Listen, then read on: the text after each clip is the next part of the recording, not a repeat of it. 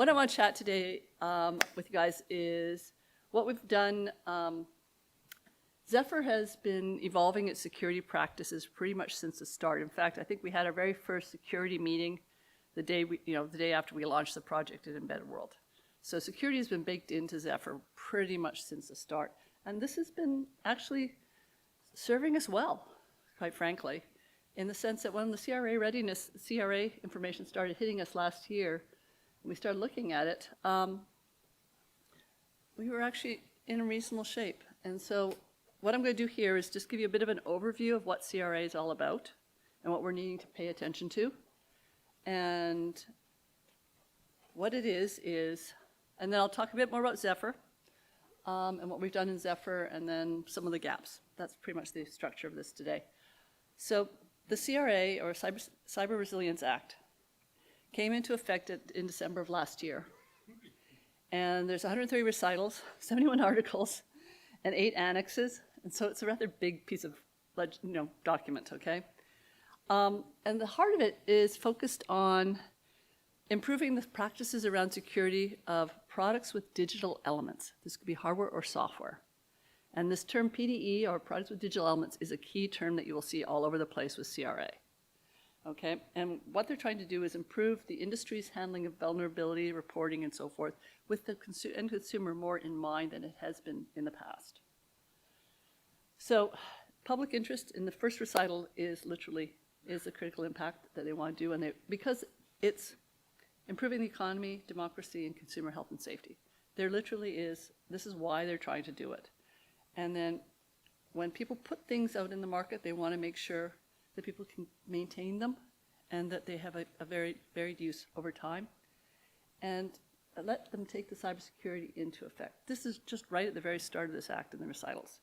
So, you can, it's actually not a horrible read, okay, to go through it. But one of the things the Linux Foundation did with the OpenSSF in particular is we did a survey after this came out and published the results in March, trying to do, it was a formal survey with the industry to find out how ready are people for this. And as you can see from the title of this report, Unaware and Uncertain, there was a gap. There was definitely a knowledge gap that had emerged and that we needed to start to find to fill. And when we did the survey in March, now it's improved now. I think if we ran the survey now, it would be a better story. But 62% were not familiar at all. So it was important that we start to educate people as to what's here and how can we move it forward. And a lot of the people at the time weren't even aware about the CRA deadlines. And 2027 is when everything has to be in effect.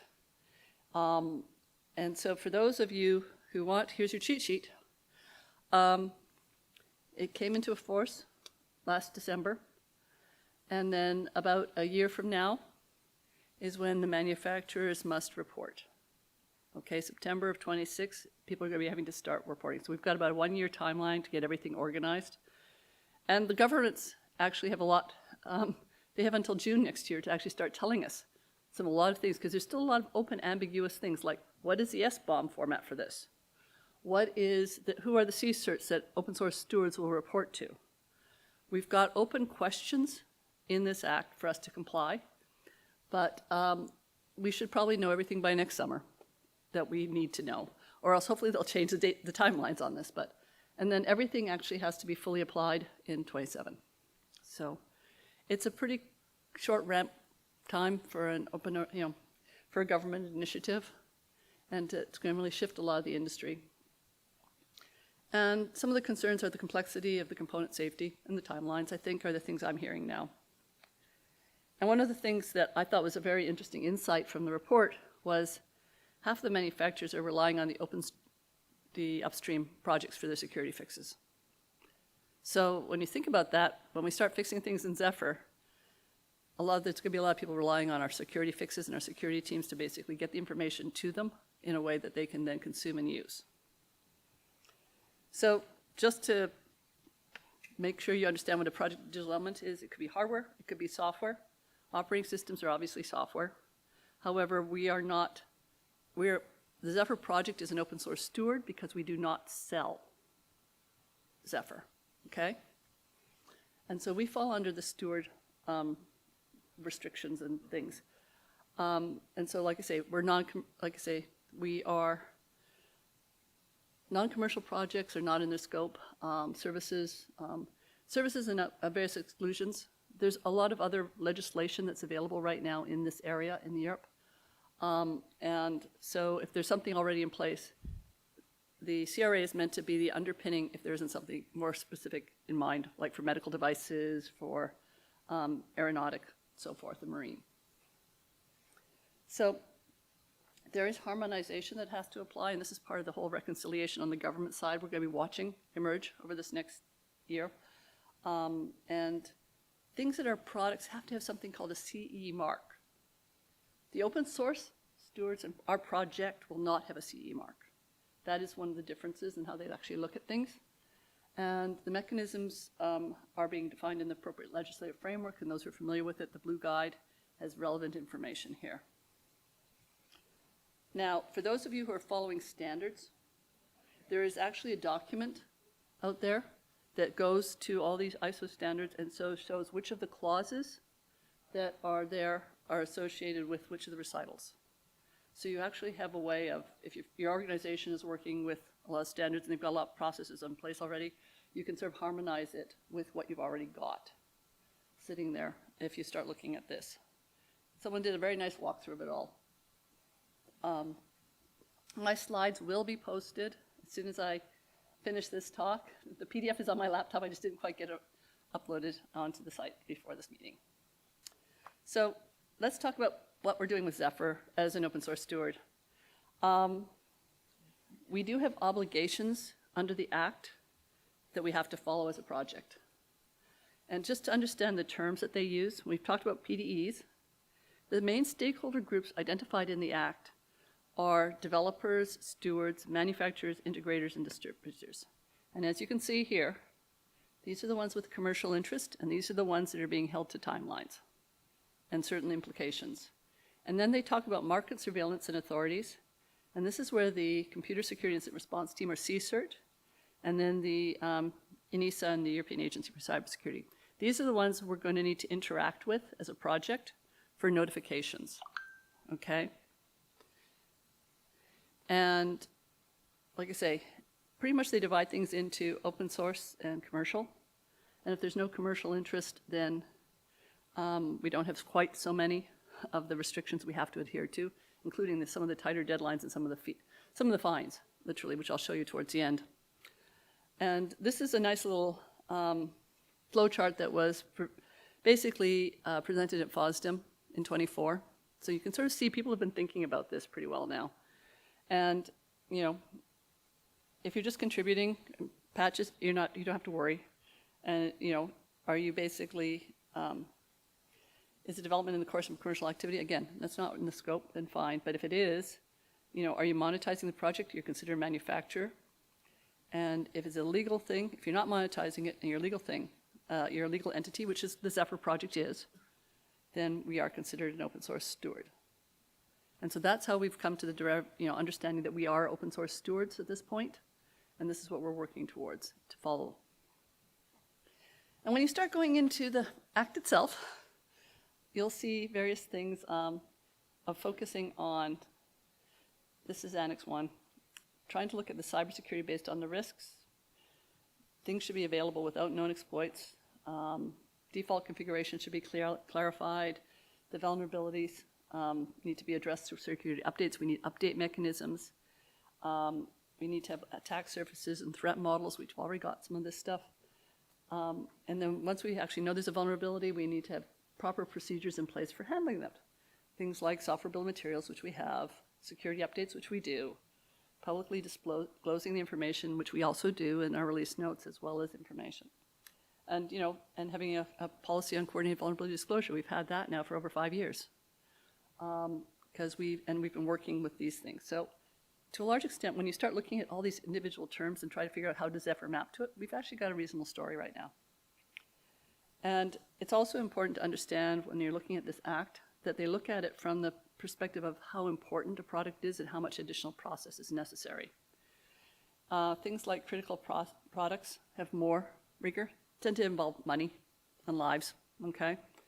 The thing for us for Zephyr is we're an operating system, so we're an important product by definition, but we get used in these other ones too, okay? So we will be having people wanting to look at Zephyr from some of the higher assurance levels that are being done here, and some of the things, and in particular, things like smart cards with secure elements and security boxes and things like that, and gateways. These can well have Zephyr integrated into them. So keeping this in mind when we're doing our processes seems to be the path to avoiding problems down the road. That we're going to, while we may not need to be audited directly, our people using Zephyr will in this area. So giving them as much support as we possibly can is, I think, one of the goals for us at this point. From an open source software developer, there was a lot of fuss last year when the early drafts of this legislation were going on, in the sense that they didn't take open source software into consideration very well. And so people got a lot of angst over the whole subject, but they did clarify it before they put everything out. And they must not affix a CE mark for OSS, which we've talked about a little bit. And if it is a commercial product and CRA applies, if they're trying to monetize it, like, you've got a freemium version and then you monetize with support or something like that, then you are filling into a product level. But Zephyr itself is just looking at it from a perspective of, we are covering our costs in a nonprofit way, so we're fine. And all this material here is coming out of the OpenSSF, who's actually has employees who've been formally studying this and working here in Europe with the EU people, Mirko, and I've just met the newest one who's working on this stuff, Madeline, who's looked at these and double-checked me on this. And these are legal, an OSS person is a legal person, but it's not a manufacturer. So we are working with these marks and getting this information available. And when you actually go into the Act itself, you'll notice that they have a whole, Article 24 says this is what you must do as an open source steward, okay? So this link here will take you right to Article 24, and it says, okay, you've got to follow Article 15, which is reporting information, and you'll have to collaborate with the market surveillance authorities. That's ENISA and the CSIRT. Which CSIRT is going to work with us, we still don't know. That's one of our open questions. And then we have certain of the manufacturer obligations we have to align with, specifically 14.1, 14.3, and 14.8, okay? That is significant because 14.2 and 14.4 are timelines that the manufacturers have to align with, or else they face the penalties. As an open source project, we do not face those penalties, okay? So we have our timeline, but it's triggered on when they know. And so I'll go into that a little bit, but this is the heart of what we're going to have to do as a Zephyr project. And when you look at 14.1, we have to basically notify, if it's a severe incident, we have to notify the CSIRT and the NISA. If we have to work with them appropriately, and then after it's been reported, we have to document. And our reporting requirements are knowing what's going on. Again, and fixing things, which is what we're going to do. Realistically, we've been doing this now for several years. And we have a PSIRT team that's been active on working on this with a lot of the US requirements that are sort of rather parallel to a certain extent. Now, the market surveillance we also apply here, where if they notice something we've done wrong, we haven't followed some process, they'll come to us and tell us it. What we're trying to do in those ones, we have to take corrective action. We've already had the MVD folk come at us because we were holding on to some CVE numbers that weren't used, and they've come up and we fix it. Flavio and David have been pretty much on top of the game here. So we've been used to interacting with this type of thing, and I think that's probably where we'll be seeing this. So if they find things, okay, we'll fix them. So just to give you a feel for what we already have in place with Zephyr right now, for those not familiar, first time here, we took it with safety and security in mind right from the start. This is my one pager, okay? And it's always been there. We have our different types of repositories, the long-term and the development. And the long-term is kind of key for us in the sense that that's where the longer support of 5 years will eventually be from. And this is our current LTS is 3.7, and it is product focused. And it does the security updates, and as of March, we went from 2 years to 5 years. To a large extent, we went that way because some of our member companies had customers who wanted us to do 5 years, and so the TSC discussed it and agreed to going up to the 5-year period with a slight bit more details. We've been supporting LTSs now for several years, so we have a history. They're just going to have to be going on a bit longer.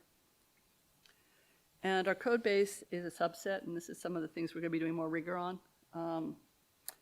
We've had the product security documentation. It is up there, it has been up there, and it's versioned based on the version of our docs that go out.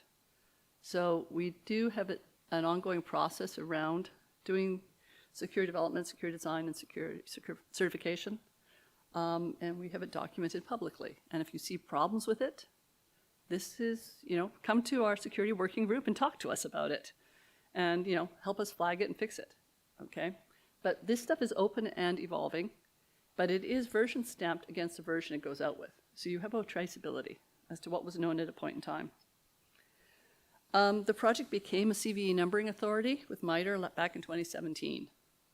And so we actually have a PCERT team, which has volunteers from the security committee, and it's led by the security architect. And that is Flavio, who's standing in the back a minute ago. Oh, so he's sitting in the back now. He just waved his hand. And so if you're curious what's going on there, talk to him or talk to David, who's here in the front. And so this is what our entry looks like. We're able to manage our own vulnerabilities there. One of the things I'm most interested in is when the European Vulnerability Database comes online, will it federate with the MBD's ones, or are we going to have 2 systems we're going to have to track? I'm hoping we'll have a federation where the IDs are global. If not, it's going to get frustrating, but we'll deal. We also, every time we find a good best practice for security with Zephyr, we've applied it into the project. This led us to actually getting a gold badge. I think we were the 5th project to get a gold badge, and there's only about 20 now. Back in 2019. So we've been following these best practices all the way along, and a lot of these are things that are sort of being looked at for the security. And the other thing that we've ended up doing as a project back around then is we actually created a vulnerability alert registry. This is already there.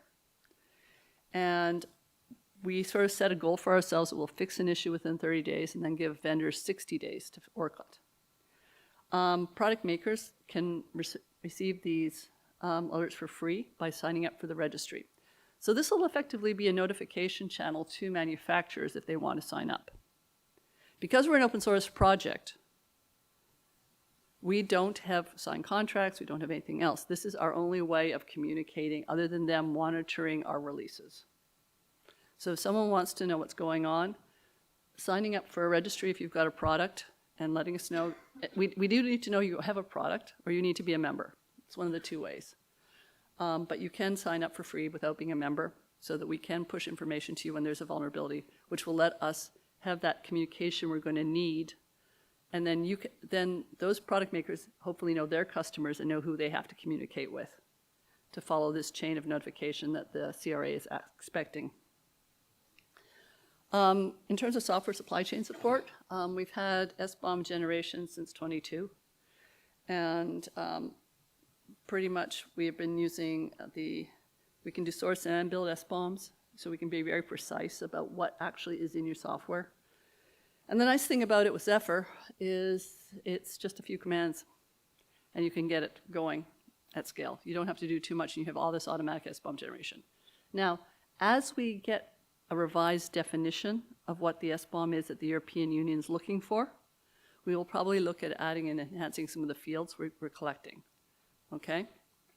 Right now, this one, the version we're doing right now It is aligning with the minimum elements from NTIA from a couple years back. There's a new set of minimum elements that's probably going to emerge from CISA in the US, and there'll probably be a slightly different definition here in Europe. So we may start putting parameters in to basically get the flavor of SBOM that you want to be generated automatically. If anyone wants to see that at scale, just go look at Antmicro has renoded his dashboard. Literally every board and app on there, if it says built, passed, or generated, has those 3 SBOMs. Okay? It's just happening in the background, which is where it needs to be. And it's doing it build where it actually knows. So you don't need to have additional tools. If you're using Zephyr, you've got your SBOM generation. And the project is motivated to probably make sure whatever we do with this will comply with what is the European SBOM definition will be. Okay? We've had secure boot and device management pretty much since the start. So we have ways of making sure we can adhere to that. And we have support for a lot of the hardware security that can get integrated into Zephyr. And so we've got scanning going on. We've documented our practices. We've got the SBOM generation. These are all things that help give us a really good security posture when we're going into complying with the CRA for the things that people are going to need. So when we take those articles, you can kind of see that we have all our policies documented, and we have reporting links. That's already there, you've seen. We already have been working with CV authorities as a CNA. We're going to have to figure out, with the market ones in Europe. So we'll probably have to extend it, but this shouldn't be too much. Once we actually identify the CCERT coordinator for EU, we'll basically establish some discussions and figure out how to get them working, talking to our PCERT team. And then if we have to adjust our processes, once we actually know what the processes are for Europe, this will be something we'll be trying looking at. And then if if we have to notify end consumers, well, we do have a registry. We can push information out to that registry. And that's kind of where we're going to need to be. Otherwise, we can only do what we can do at this point because it's open source. We don't know. There's over 7,000 forks of Zephyr right now. We don't know. We don't have a way of connecting to all of those people. So they'll have to self-sign up if they want to get the information pushed at them. Okay? And if we're not compliant on something, well, we're already doing this today with the CV authorities. We'll just do this with the whatever CCERT and the NISA folk want us to talk to. I think it's in our best interest to work on it that way. So as you can sort of see, we're pretty much ready, or as ready as we can be with the information we've got. We've got some things to work on, but I think, we should be in reasonable shape. So that's the open source steward perspective. What's going to happen for a manufacturer? Well, they've got a few more things. They're making money, therefore they've got more obligations. Pretty much comes down to that. Manufacturers have to basically work on due diligence and make sure that what's coming in, they understand how they can work with it. They have should be communicating back up with the open source. They should choose to release any fixes to the stewards. And they should have revised product liability directives information that has to be adhered to. This is all in the Articles 13. And then Articles 13 and 14, remember that 14 I was telling you about? They have various obligations in terms of, the cybersecurity requirements, the risks, updating the risk assessments. So there's a lot more reporting they're going to be expected to do for here in Europe. As an open source steward, we don't have that, but we have a lot of our stuff already documented as much as possible. And we have to have contact points, and we have to do, we have to have information that's for their digital element products, they have to have information accompanying it and conformity for the CE marks and reporting vulnerabilities per Article 14. So they've got a lot of obligations at this point. And the reason they're all taking it seriously is the penalties are not insignificant, okay? If they don't comply with 13 and 14, it's 2.5% of total worldwide revenue for the prior year. That catches a lot of upper management attention, to put it mildly.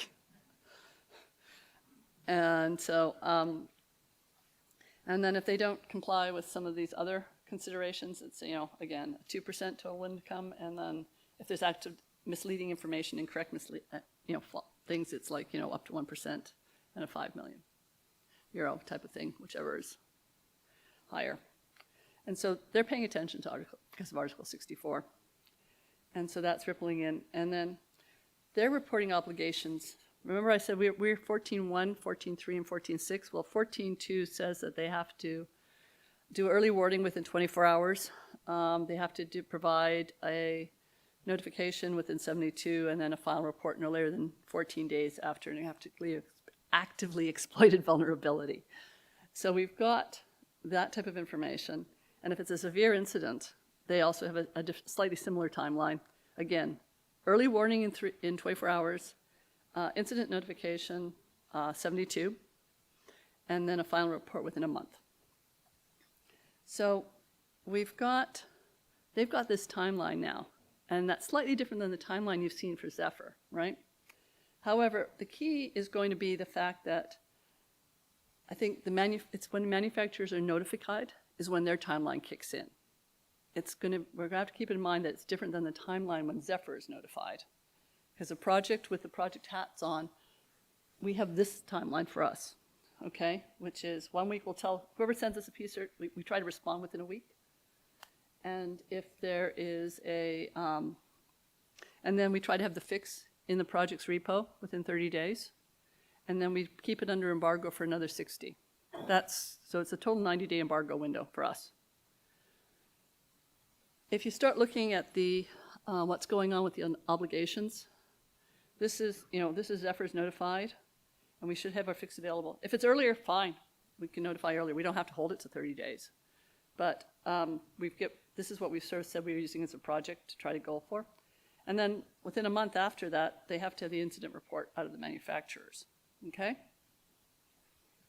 Now, we have an embargo window that extends another month beyond. I don't know, quite frankly, if it's going to make sense. So one of the things I kind of like to have a discussion on in the security committee as this comes in is, should we just basically take our embargo window down to 30 days, because everyone's going to be making this stuff public from a manufacturer's side after that 30 days. So a total 60-day embargo window might be something to consider for next year as this stuff comes into play.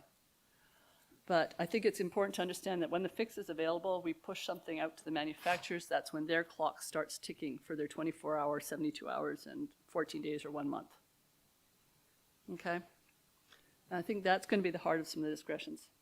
The other thing is manufacturers have various support obligations, depending on the criticality and the levels and so forth. And this is in section 13. And, it's going to be at least 5 years, and it could be a lot longer in some cases.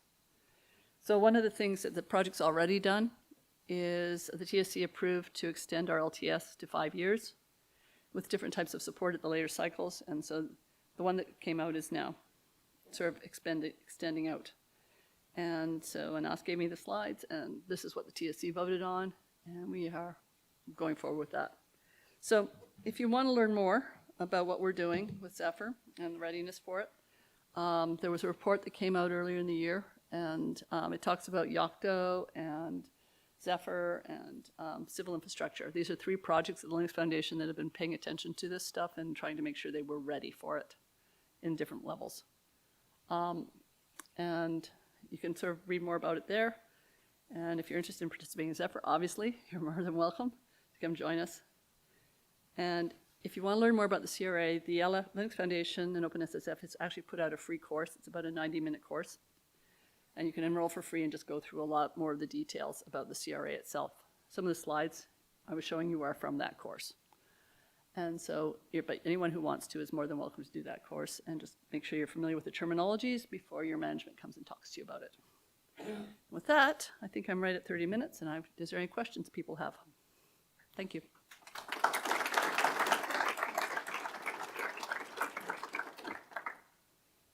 Go for it. How would you rate the liability if manufacturers, for instance, contribute to Zephyr in terms of device fee and stuff like that? Do you make sure as manufacturers add-ons or No, once it goes up into the code, once it's accepted into the code repo, it's the responsibility of the steward. So you don't have liability for what you've contributed upstream, is my understanding. If your lawyer disagrees with me, let me know. We'll have some discussion. But yeah, no, like I said, this is why open source works, right? Okay. Any other questions? Okay, go ahead. For this SBOM format, Uh-huh. which shows the SPDX, Yes. my company told us for the reason it's running the Cyclone format. Yeah, well, you're, De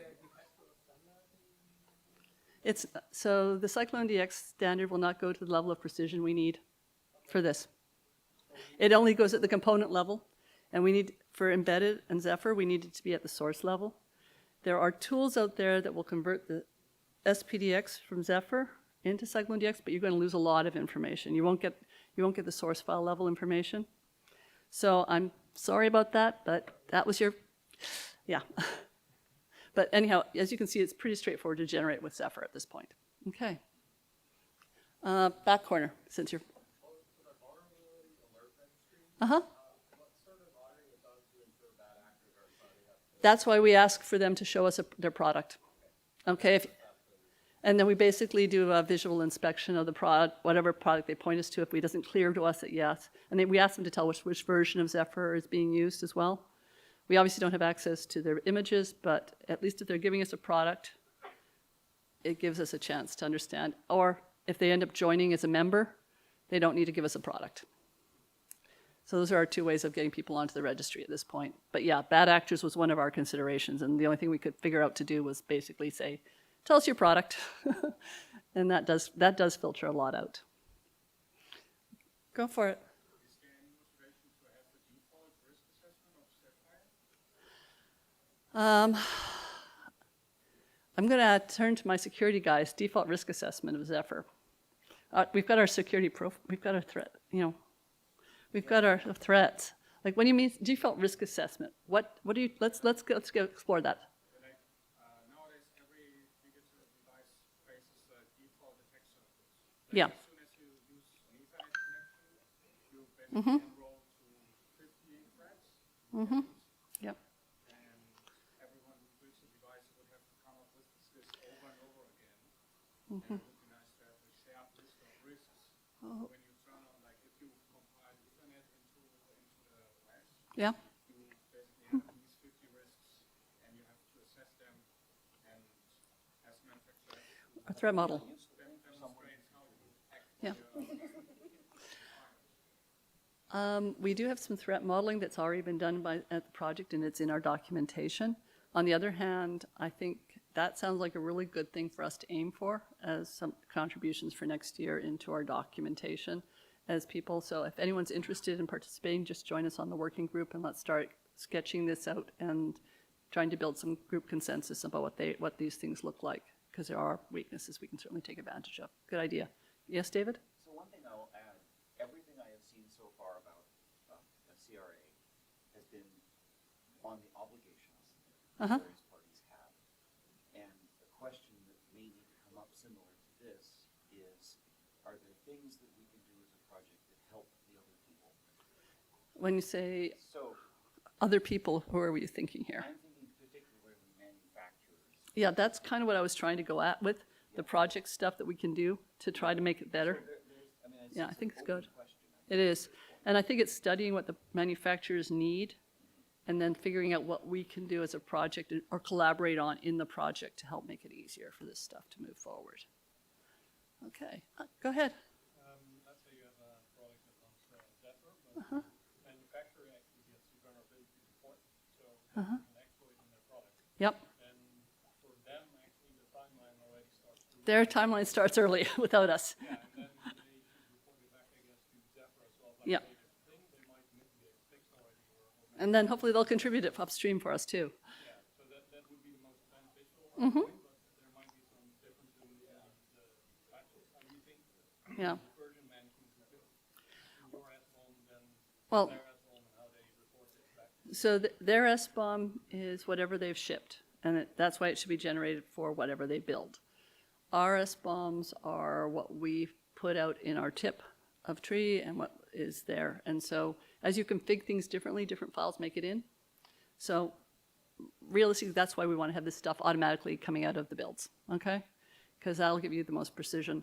The manufacturers having patches applied, the file will be different. It will show up as a different hash. You will be able to figure out that it is different than what's mainline if you were looking at things from a hash perspective. So we have checks in place that will help us do analysis, but we don't have the full, you know, we can't see what they've got, but their customers might be able to do a diff between us upstream and them and to understand where there might be gaps too.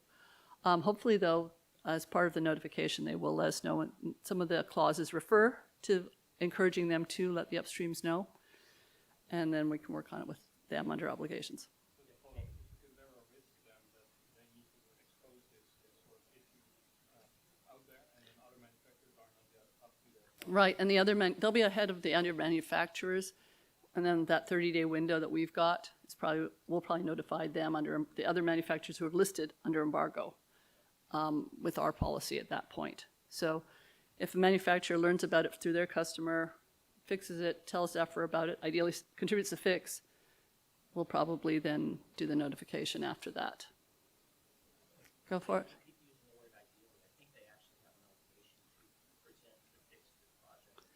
I think they do too, but I couldn't remember I can't remember the words off the top of my head right now, so I was coaching my language. Be notified, and we do have our PSER channel for notifications. That's already been in use, and it's actively in use right now. Vulnerabilities at zephyrproject.org will reach us with any vulnerability that someone wants to talk to the PSER about. Thanks, David. Go for it.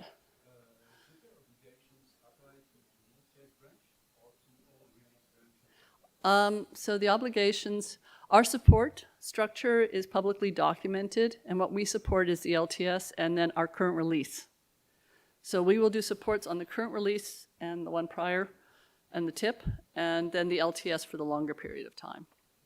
And so but our support windows are specifically documented as how long the project will take care of things. Okay. Yeah. My question is probably related to the previous one, which one has it. So the responsibilities are only towards the main source of Zephyr, or Yeah. towards the modules which are published as part of the Zephyr? This is, yeah. We have not had good discussions about Zephyr SDK. The thing is, a lot of our members have their own variants of SDK, and then they'd fall under the manufacturer side. The Zephyr upstream SDK is probably going to be treated a lot like the Zephyr source code base will be, because it's a sources aspect as opposed to a final image. The modules is ambiguous to me in the sense that we've brought them into our repo, but I think our module infrastructure is ripe for a rethink in terms of because of that. But that's just my perception. I think others in the TSC disagree with me, so it'll be a TSC discussion at some point as to what we're going to be doing for module policy. And in terms of supporting the modules, some of these are upstreams in other places, and then we will work with those. Nuanced answer. Okay, one more? How will the security patches be applied in practice? Is there a formal procedure to do it, or just opening up a pull request and hope for the best? The security patches are basically done as pull requests upstream and then backported into the LTS and the supported branches. And we've been using that process now for 5 to 10 years. So it's nothing new.